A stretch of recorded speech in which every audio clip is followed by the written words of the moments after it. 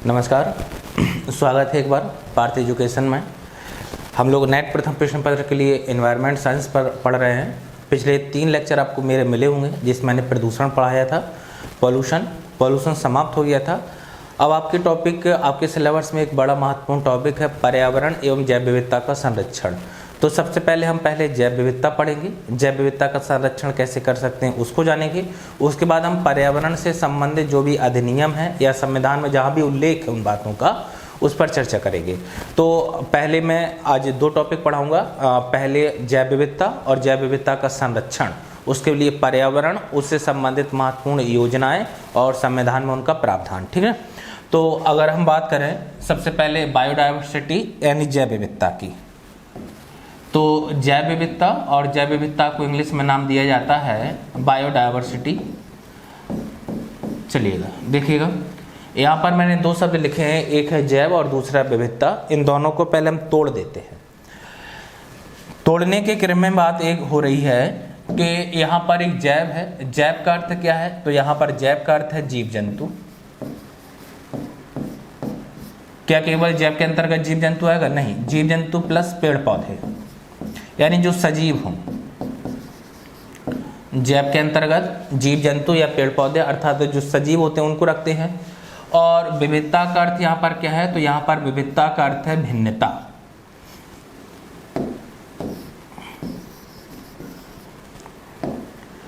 ठीक ना? जैव विविधता और विविधता का अर्थ यहाँ पर क्या है? तो यहाँ पर विविधता का अर्थ है भिन्नता। ठीक ना? भिन्नता मतलब अलग अलग प्रकार के, जो एक दूसरे के समान ना हो बल्कि दोनों एक दूसरे से डिफरेंट हो, अलग अलग प्रकार के। तो अगर हम अब जैव विविधता की डेफिनेशन आपको समझाएं तो जैव विविधता की डेफिनेशन हो जाएगी एक ऐसा स्थान जहां पर विभिन्न प्रकार के या अलग अलग प्रकार के जीव जंतु या पेड़ पौधे पाए जाते हों, तो इसी को क्या नाम दिया जाता है? इसी को नाम दिया जाता है जैव विविधता। क्या नाम दिया जाता है? जैव विविधता। ठीक ना? फिर से समझिएगा, मैंने कहा कि एक ऐसा पर्टिकुलर प्लेस, एक निश्चित क्षेत्र जहाँ पर अलग अलग प्रकार के जीव जंतु और अलग अलग प्रकार के पेड़ पौधे पाए जाते हों, तो इसी को क्या नाम दिया जाता है? इसी को नाम दिया जाता है जैव विविधता। आइएगा, अब आप लोग फर्स्ट पेपर की तैयारी कर रहे हैं, साइकोलॉजी पढ़ते हैं। मैं थोड़ा साइकोलॉजी से अलग पढ़ा रहा हूँ, दर्शन पढ़ा रहा हूँ मैं आपको। आपने एक बड़े महान दार्शनिक का नाम सुना होगा जिनका नाम था चरवाक। चरवाकों ने कहा कि जब तक हैं का मतलब जब तक जीवित हैं घी पीजिए। घी पीने का मतलब क्या है? घी पीने का मतलब है एंजॉय कीजिएगा। जब तक आप इस धरातल पर हैं, जब तक आप जीवित हैं, अगर आपके पास पैसा नहीं है तो लोग बागों से पैसा लीजिएगा और उससे घी पीजिएगा, यानी एंजॉय कीजिएगा। और एंजॉय करने का 3 ही अर्थ होता है। व्यक्ति सबसे पहले, अगर आपके पास पैसा आता है तो आप सबसे पहले 3 अपनी आवश्यकताएं पूरी करते हैं, और वो 3 आवश्यकताएं होती हैं रोटी, कपड़ा और मकान। पैसा आएगा मेरे पास, मेरी जॉब लगेगी, आपकी भी जॉब लगेगी, जॉब के बाद शादियाँ करेंगे आप लोग, और शादी करने के बाद अच्छा सा एक घर लेंगे, घर के बाद अच्छे से कपड़े पहनेंगे और अच्छा सा खाना खाएंगे। यही 3 मूलभूत आवश्यकताएं होती हैं। उसके बाद अगर और भी पैसा है तो व्यक्ति क्या करता है? और भी पैसा होता है तो व्यक्ति क्या करता है? व्यक्ति भ्रमण करता है, व्यक्ति घूमता है। व्यक्ति क्या करता है? व्यक्ति घूमता है। कार्ल मार्क्स और चारवाक कहते हैं कि जब आपके पास पैसा हो जाए तो आपको अपनी 3 मूलभूत आवश्यकताएं पूर्ण करने के बाद आपको विश्व का भ्रमण करना चाहिए। अब विश्व में विभिन्न जगहों पर जाना चाहिए, और उन विभिन्न जगहों पर जब आप जाएंगे, अलग अलग प्रकार के लोग, अलग अलग प्रकार की संस्कृति, उनका अलग अलग प्रकार का पहनावा, उनके अलग अलग प्रकार का खान पीन, उनके अलग अलग प्रकार के नृत्य, उनके अलग अलग प्रकार की सामाजिक, राजनीतिक और आर्थिक घटना से आप परिचित होंगे। एक किसने कहा? चरवाक और कार्ल मार्क्स ने। अब ये भारत, एक भारत का महान विद्वान था जिसका नाम था राहुल संस्कृतियाँ, और उन्होंने एक बुक भी लिखी थी, उनकी एक पुस्तक थी, एक रचना थी जिसका नाम था अधातो घुमक्कड़ जिज्ञासा, ऐसे कुछ था। मतलब उनका कहने का मतलब है कि जिंदगी भर वो घूमे ही घूमे हैं। उन्होंने दर्शन को कैसे सीखा? घूम घूम कर पूरे भारत का उन्होंने दर्शन किया। वो कहते हैं, चरवाकों की बात को वो आगे बढ़ाते हैं और कहते हैं कि यदि आपके पास बहुत ज़्यादा मात्रा में पैसा नहीं है, तो आप केवल भारत देश का भ्रमण कर लीजिएगा।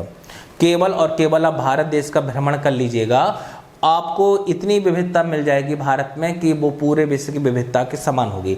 आप अगर भारत की बात करें, अगर आप उत्तरी भारत में जाते हैं यानी उत्तर में जाते हैं तो जम्मू कश्मीर, हिमाचल प्रदेश उत्तराखंड, पंजाब, हरियाणा। देखिएगा, पंजाब की संस्कृति अलग, राजस्थान की संस्कृति अलग, पंजाब का पहनावा अलग, राजस्थान का पहनावा अलग, पंजाब का भोजन अलग, राजस्थान का भोजन अलग।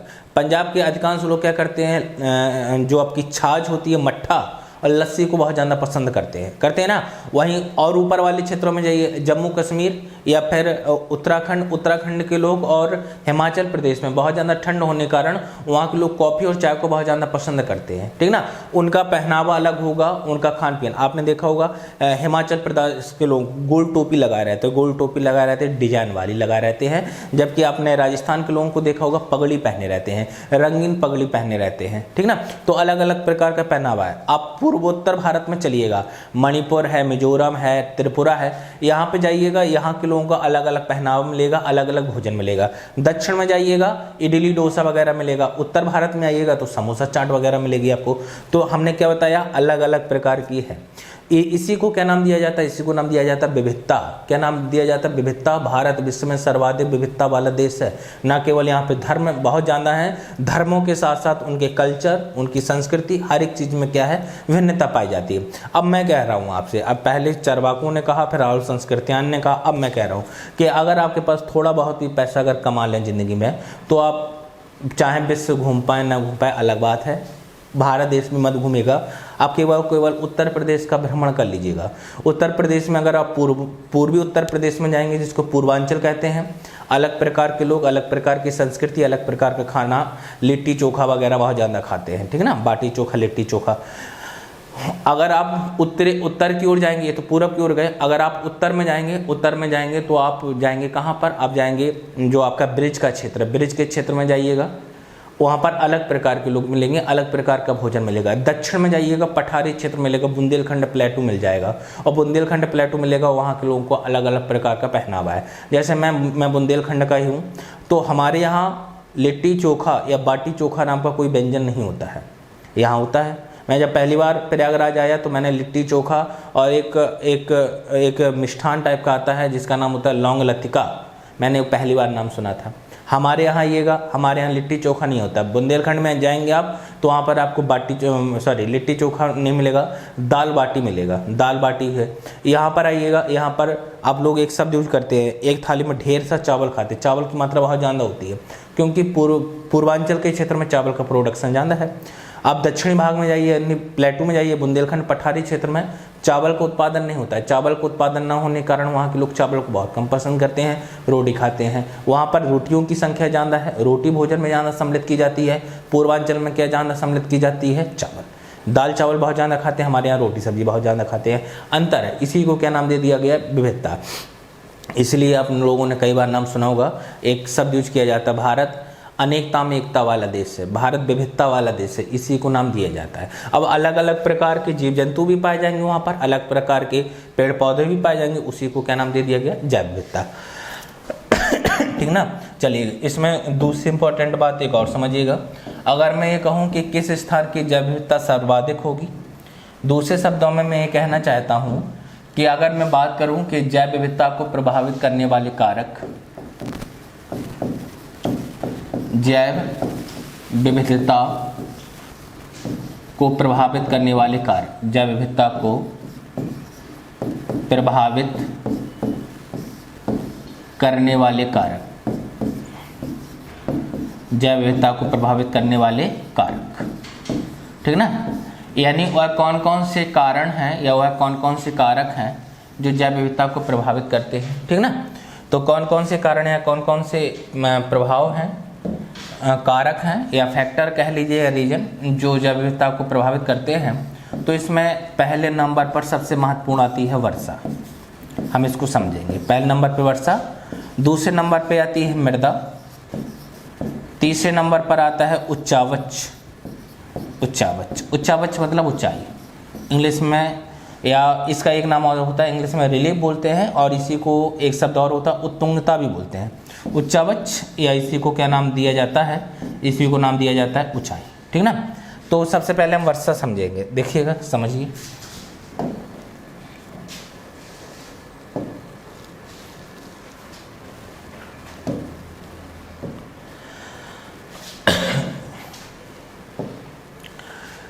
अगर मैं वर्षा की बात करूं, वर्षा, मान लीजिएगा बादल बने और बादल बनने के बाद वर्षा हुई। बादल बनने के बाद क्या होती है? बादल बनने के बाद वर्षा होती है। ये धरातल है और इस धरातल पर क्या पाई जाती है? तो इस धरातल पर क्या पाई जाती है? धरातल पर मृदा पाई जा रही है। इस धरातल पर क्या पाई जाती है? तो इस धरातल पर पाई जाती है मृदा। जैसे ही बारिश होगी, इस मृदा से कई प्रकार के पेड़ पौधों का विकास होगा। कई प्रकार के क्या उत्पन्न होंगे? जैसी बारिश होगी तो इस मृदा में कई प्रकार के पेड़ और पौधे उत्पन्न हो जाएंगे। उदाहरण के तौर पर अभी हम लोग मई माह में हैं, मई चल रहा है, मई, ठीक ना। अभी देखिएगा बरसात होगी और उसके पहले हम लोग आम वगैरह खाते हैं और आम का जो अंदर का गुठली वाला भाग होता है उसको हम फेंक देते हैं। जैसे वर्षा होगी देखिएगा दूसरा आम निकल आएगा। या एक नीम का पौधा है, नीम का वृक्ष है और उस नीम के वृक्ष में फल लगते हैं, ठीक ना, जिसको हम बचपन में छोटा आम के नाम से जानते थे। वो जब धरातल पर अगर जाते हैं, बारिश होगी, आप देखिएगा नीम के, जहाँ पर नीम का वृक्ष वहाँ पर असंख्य छोटे छोटे नीम के पौधे उगाते हैं। असंख्य छोटे छोटे नीम के क्या उगाते हैं? पौधे उगाते हैं।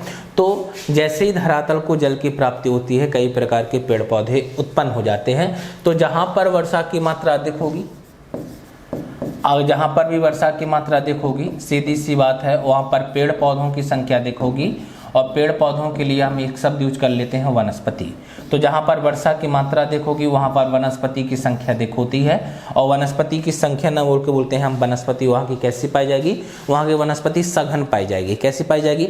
सघन पाई जाएगी।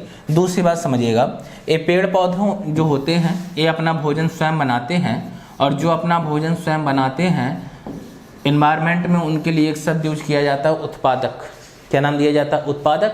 जो किसी वस्तु का उत्पादन करते हैं या किसी भी चीज़ का उत्पादन करते हैं, प्रोडक्शन करते हैं, तो उन्हीं को हम उत्पादक कहते हैं।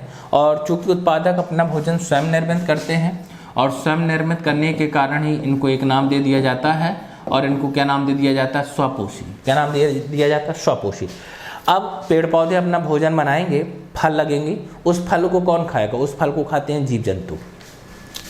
इस पेड़ पौधे यानी इस उत्पादक को कौन ग्रहण करता है? इस उत्पादक को ग्रहण करेंगे जीव जंतु। तो जीव जंतु किस पर निर्भर हैं? पेड़ पौधों पर निर्भर हैं। और जो अपना भोजन स्वयं नहीं बनाते हैं उनके लिए हम क्या शब्द यूज कर देते हैं? तो उनके लिए हम एक शब्द यूज करते हैं, परपोषी। क्या शब्द यूज करते हैं? तो उनके लिए हम एक शब्द यूज करते हैं, और कौन सा शब्द यूज करते हैं? परपोषी, ठीक ना।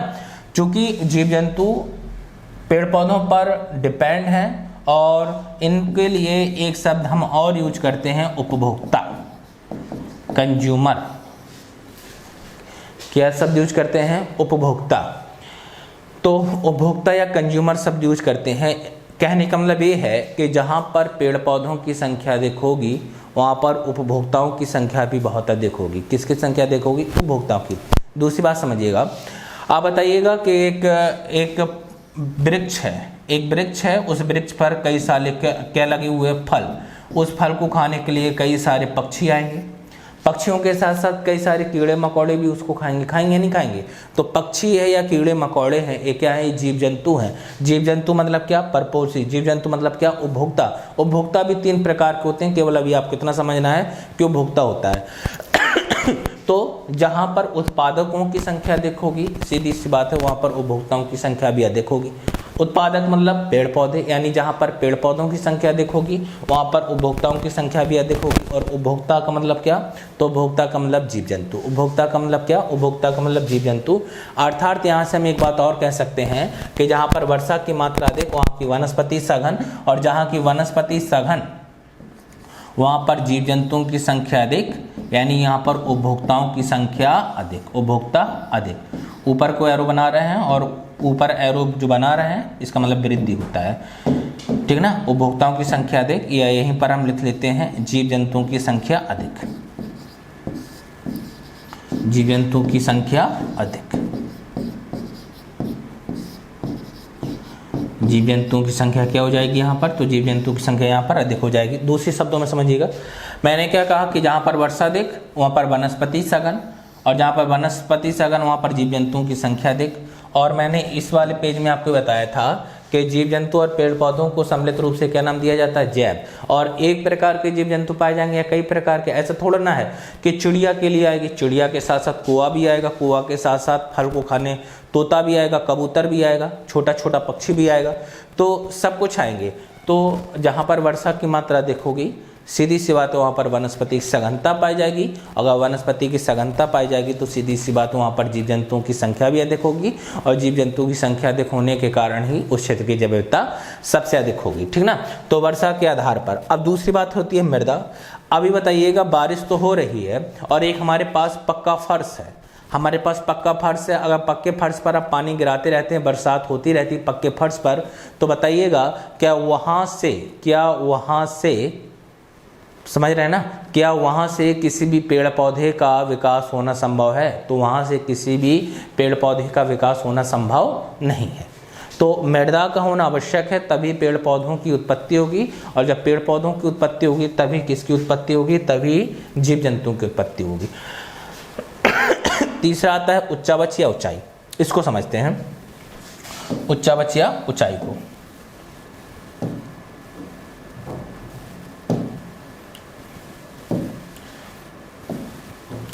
उच्चावच या ऊंचाई, देखिएगा उच्चावच या ऊंचाई का मतलब क्या होता है। उच्चावच का अर्थ होता है अलग अलग ऊंचाई वाली संरचनाएं, ऐसी संरचनाएं जिनकी ऊंचाई अलग अलग हो, जैसे पर्वत पठार मैदान। देखिएगा, ये जो सबसे ऊंची संरचना होती है इसको हम पर्वत कहते हैं, जो उबड़ खाबड़ संरचना होती है इसको हम पठार कहते हैं, और जो समतल संरचना होती है इसको हम क्या कहते हैं, जो समतल संरचना होती है इसको हम मैदान कहते हैं। क्या कहते हैं? मैदान कहते हैं। समझिएगा बात, अगर मान लीजिएगा यहाँ पर मैं बादलों का निर्माण करूँ, अगर मैं यहाँ पर बादलों का निर्माण करूँ, और बादलों का निर्माण करने के बाद यदि यहाँ से बारिश होती है, यदि यहाँ से क्या होती है, यदि यहाँ से बारिश होती है, तो बारिश का जल इस ढलान के कारण बहेगा, ये बारिश का जल यहाँ से प्रवाहित होगा। जब ये बारिश का जल यहाँ से प्रवाहित होगा तो ये पानी जब प्रवाहित हो रहा होगा तो अपने साथ साथ मिट्टी का कटाव भी कर रहा होगा, अपने साथ साथ मिट्टी का कटाव भी करेगा। सीधी सी बात है, आपके पास एक ढलान नुमा आकृति है, अगर आप वहाँ से जल गिराते हैं तो वो जल धीरे धीरे मिट्टी का क्या करता है, मिट्टी का कटाव भी करता है। तो यहाँ से मिट्टी का कटाव होते होते मैदानी भागों में मिट्टी का क्या हो जाता है, मैदानी भागों में मिट्टी का जमा हो जाएगा। मैदानी भाग में मिट्टी का क्या हो जाएगा, मैदानी भाग में मिट्टी का जमा हो जाएगा। तो अगर हम बात करें कि मृदा की मोटाई सबसे अधिक कहाँ पर होती है, मैदान में। एक क्वेश्चन पूछा जाता है, मैदान सबसे पतली मिट्टी की मोटाई कहाँ पर होती है, पर्वतीय क्षेत्रों में। इसलिए पर्वतीय क्षेत्रों में अधिक मात्रा में वृक्ष लगाए जाने चाहिए। भारतीय वन स्थिति रिपोर्ट के अनुसार मैदानी क्षेत्रों पर 20% वन होने चाहिए, संपूर्ण मैदानी भाग के 20% भाग पर वन होने चाहिए, फॉरेस्ट होने चाहिए। और पर्वतों पर कितने प्रतिशत क्षेत्रफल पर होने चाहिए, 60%, क्योंकि ये मिट्टी के कटाव को रोकते हैं। अब बताइएगा, अगर मैदानी क्षेत्र में यानी मैदान में मृदा की मोटाई क्या है, मैदान में मृदा की मोटाई क्या है, मैदान में मृदा की मोटाई अधिक है। और जो पर्वतीय क्षेत्र है, ये पर्वत है, और पर्वतीय क्षेत्रों में मृदा की मोटाई क्या है, पर्वतीय क्षेत्र में मृदा की मोटाई कम होती है। अगर पर्वतीय क्षेत्रों में मृदा की मोटाई कम है तो बताइएगा कि यहाँ पर वनस्पति का विकास होना संभव है, तो यहाँ पर वनस्पति का विकास नहीं होगा। अगर यहाँ पर वनस्पति का विकास नहीं होगा, अगर यहाँ पर वनस्पति का विकास नहीं होगा तो क्या जीव जंतुओं का विकास होगा, तो यहाँ पर जीव जंतुओं का भी विकास नहीं होगा। और जब वनस्पति और जीव जंतुओं का विकास नहीं है तो क्या यहाँ की जैव विविधता अधिक पाई जाएगी, तो यहाँ की जैव विविधता अधिक नहीं पाई जाएगी। तो पर्वतीय क्षेत्रों में जैव विविधता बहुत कम पाई जाती है। दूसरी बात, मैदानी क्षेत्रों में मृदा की मोटाई अधिक है, और मृदा की मोटाई अधिक होने के कारण यहाँ पर वनस्पति का विकास होगा। यहाँ पर किसका विकास होगा, तो यहाँ पर विकास होगा वनस्पति, तो यहाँ पर वनस्पति का विकास होगा।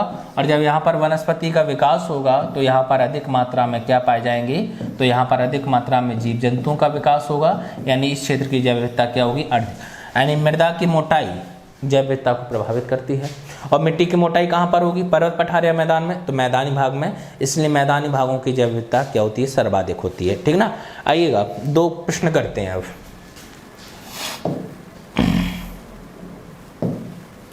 समझिएगा, पहला प्रश्न तो ये है कि सर भारत में सबसे अधिक जैव विविधता कहाँ पाई जाती है, तो भारत में सर्वाधिक जैव विविधता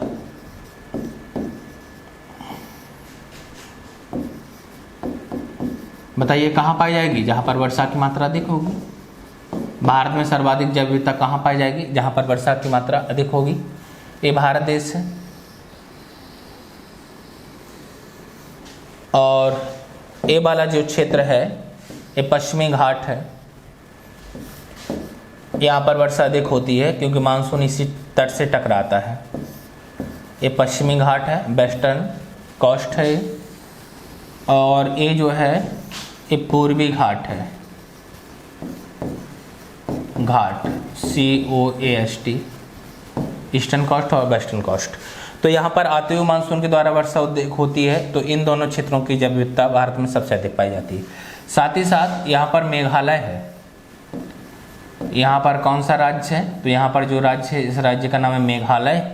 और मेघालय राज्य में भी आप जानते हैं माथेरान में यहाँ पर भी वर्षा की मात्रा अधिक होती है और वर्षा अधिक होने के कारण यहाँ की भी जैव विविधता क्या होगी, अधिक। पूरे विश्व में सर्वाधिक जैव विविधता पूरे विश्व में सर्वाधिक वर्षा कहाँ होती है, मेघालय के माथेरान में। तो यहाँ की जैव विविधता क्या हो जाएगी, यहाँ की जैव विविधता अधिक हो जाएगी। तो भारत में 3 स्थानों की जैव विविधता सर्वाधिक है, पूर्वी घाट, पश्चिमी घाट और मेघालय। अब अगर इनमें भी पूछा जाए कि इनमें भी सर्वाधिक जैव विविधता वाला क्षेत्र कौन सा है, तो पश्चिमी घाट, ठीक ना। तो इसके लिए हम शब्द यूज कर देते हैं, भारत का सर्वाधिक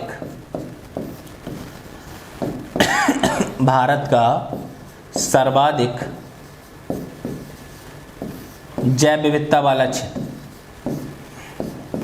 भारत का सर्वाधिक जैव विविधता वाला क्षेत्र, भारत का सर्वाधिक जैव विविधता वाला क्षेत्र कौन सा, पश्चिमी घाट, ठीक ना। चलिएगा इसके आगे बढ़ते हैं। अब स्क्रीनशॉट लीजिएगा इसका।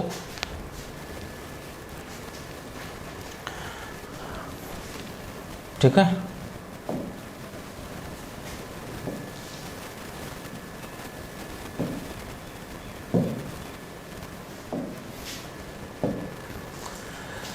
देखिएगा ये हमारी पृथ्वी है और इस पृथ्वी पर यहाँ पर एक रेखा होती है जिसका नाम होता है विषुवत रेखा। इस रेखा का नाम क्या है, तो इस रेखा का नाम विषुवत रेखा और इसका मान जो है, इसका मान होता है 0 डिग्री अक्षांश। इसका मान कितना होता है, 0 डिग्री अक्षांश। सबसे ऊपर यहाँ पर एक रेखा होती है 90 डिग्री नॉर्थ, जिसको बोलते हैं उत्तरी ध्रुव।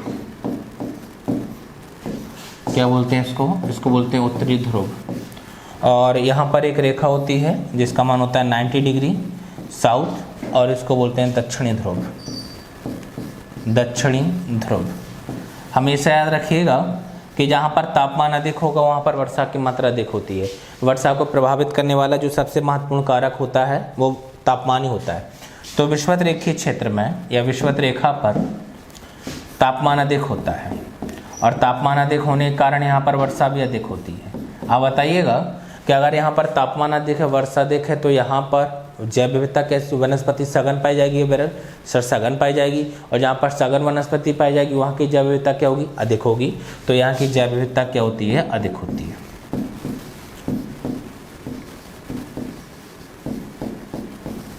यहाँ की जैव विविधता क्या होती है, यहाँ की जैव विविधता अधिक होती है। जैसे जैसे विषुवत रेखा से या तो आप ऊपर की ओर जाइएगा उत्तर ध्रुव की ओर, या विषुवत रेखा से आप नीचे की ओर जाइए दक्षिण ध्रुव की ओर।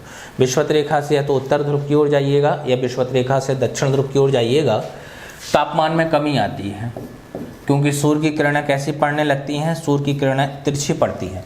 विषुवत रेखा पर तापमान अधिक क्यों होता है, क्योंकि विषुवत रेखा पर तापमान इसलिए अधिक होता है क्योंकि यहाँ पर सूर्य की किरणें सीधी पड़ती हैं। तो अगर यहाँ पर सूर्य की किरणें सीधी पड़ेंगी तो यहाँ पर सीधी सी बात है वाष्पीकरण होगा, वाष्पीकरण के बाद बादल बनेंगे और बादल बनने के बाद वर्षा यहाँ पर अधिक होगी। तो वर्षा अधिक होगी तो जैव विविधता भी अधिक होगी। लेकिन हम जैसे जैसे ध्रुव की ओर जा रहे हैं, चाहे उत्तर ध्रुव की ओर जाएं चाहे दक्षिण ध्रुव की ओर, तापमान में कमी आएगी और तापमान में कमी आने के कारण वर्षा की मात्रा में भी क्या आएगी, वर्षा की मात्रा में भी क्या आएगी, वर्षा की मात्रा में कमी आएगी। और जब वर्षा की मात्रा में कमी आएगी तो क्या हो जाएगा, वर्षा की मात्रा में कमी आने के कारण जैव विविधता में भी क्या आएगी, जैव विविधता में भी कमी, जैव विविधता में क्या आएगी, कमी। सेम प्रोसेस यही दक्षिण ध्रुव पर भी होगा, तापमान कम है, अगर यहाँ पर तापमान कम है तो वर्षा की मात्रा भी क्या होगी, तापमान कम है तो वर्षा की मात्रा क्या होगी, वर्षा की मात्रा कम होगी। और जब यहाँ पर वर्षा की मात्रा कम होगी तो यहाँ की जैव विविधता भी क्या पाई जाएगी, तो यहाँ की जैव विविधता भी कम पाई जाएगी, जैव विविधता क्या पाई जाएगी यहाँ पर, तो यहाँ की जैव विविधता कम पाई जाती है। ठीक ना, ये वाली बातें आपको याद रखनी। ठीक ना, अब एक क्वेश्चन पूछेगा कि विषुवत रेखा से ध्रुवों की ओर जाने पर जैव विविधता पर क्या प्रभाव पड़ता है, घटती है। अगर मैं कहूँ कि विषुवत रेखा से आप चाहे उत्तर ध्रुव की ओर जाइए चाहे दक्षिण ध्रुव की ओर, बीडी यानी बायोडाइवर्सिटी घटेगी, बायोडाइवर्सिटी घटेगी। ठीक है ना, अब मैं क्वेश्चन पूछ रहा हूँ, अगर मैं कहूँ कि मैं अब विषुवत रेखा से ध्रुव की ओर नहीं जा रहा हूँ, बल्कि एक क्वेश्चन अब आपसे पूछा गया, यदि कोई व्यक्ति उत्तर ध्रुव से दक्षिण ध्रुव की ओर जाता है तो उसके जैव विविधता पर क्या प्रभाव पड़ेगा, बताएं। यदि कोई व्यक्ति उत्तर ध्रुव से दक्षिण ध्रुव की ओर जाता है तो उसकी जैव विविधता पर क्या प्रभाव पड़ेगा, समझिएगा। हम इसको दो भागों में बांट ले रहे हैं। अगर हम कह रहे हैं विषुवत रेखा से ऊपर जा रहे हैं तो जैव विविधता में कमी आ रही है, तो मतलब इसका ये है कि जब ध्रुव से विषुवत रेखा तक आएंगे, ध्रुव से विषुवत रेखा तक आएंगे तो ऊपर जा रहे हैं तो कमी आ रही, नीचे आएंगे तो वृद्धि होगी। और फिर से विषुवत रेखा से फिर से ध्रुव की ओर जा रहे हैं तो ध्रुव की ओर जाने पर क्या आएगी, कमी। यानी जब हम एक ध्रुव से, चाहे हम उत्तर ध्रुव से दक्षिण ध्रुव की ओर जाएं चाहे दक्षिण ध्रुव से उत्तर ध्रुव की ओर जाएं, जब भी आप एक ध्रुव से दूसरे ध्रुव की ओर जाएंगे, बीडी यानी बायोडाइवर्सिटी में पहले वृद्धि होगी, पहले क्या होगी, पहले वृद्धि होगी, उसके बाद कमी आएगी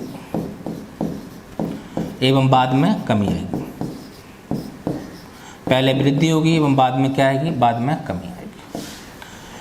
एक ध्रुव से दूसरे ध्रुव की ओर जाने पर पहले बायोडाइवर्सिटी में वृद्धि होती है, उसके बाद बायोडाइवर्सिटी में क्या आती है, उसके बाद बायोडाइवर्सिटी में कमी आती है। इतनी वाली बात आपको याद रखना है। पूरे विश्व में सबसे अधिक जैव विविधता कहाँ पर पाई जाएगी, तो विषुवत रेखा पर। कहाँ पाई जाएगी, विषुवत रेखा पर सबसे ज़्यादा जैव विविधता पाई जाएगी।